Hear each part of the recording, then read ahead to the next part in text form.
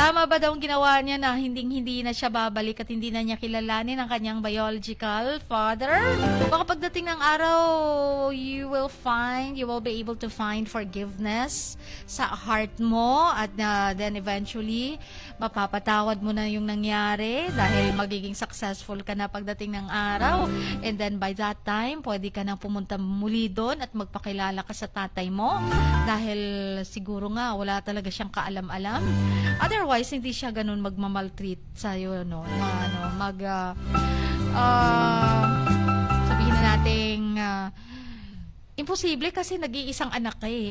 Wala na siyang anak dun kay Tita Linda mo, tapos andyan ka. 'Di ba? Imposibleng hindi ka ituturing na talagang, oh, my only daughter, ganyan.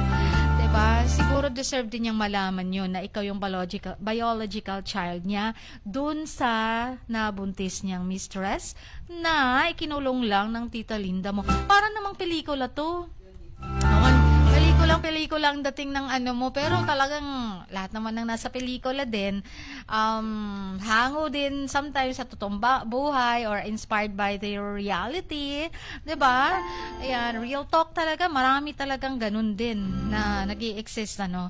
Alright, especially kung yan, karida ng pag-uusapan, etc., na buntis, etc., hindi alam ng bata sino ang tatay nila, pero hindi na pwedeng guluhin kasi may pamilya ito, 'di ba? Ang hirap lang. Tapos saka na malalaman pag halimbawa patay na yung tatay, so dun malalaman na ay, may mga illegitimate children pala tong tatay nila, may kapatid pala sila sa labas, yung mga anak ng tatay, no? Parang ganun. Okay, so cannot really say the buhay. Pagdating sa mga bagay na ganito, talagang magugulat tayo, may mga pa rin shocking revelation pa rin nangyayari.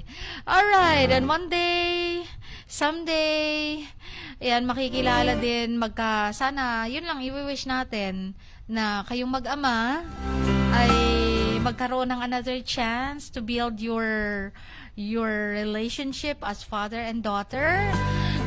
Siguro kahit na galit ka sa kanila, sinusumpa mo sila, nandyan pa rin sa puso mo yung desire of your heart na one day sana maramdaman ko ang totoong pagmamahal mula sa isang tunay na ama. Ayan, that's just a silent desire maybe in your heart that you cannot still find dahil hindi mo pa nararamdaman sa ngayon, dahil kinain ka pa ng galit, kinain ka pa ng yung pagmamaltrato sa'yo, kaya galit ka, may grudges ka pa against them.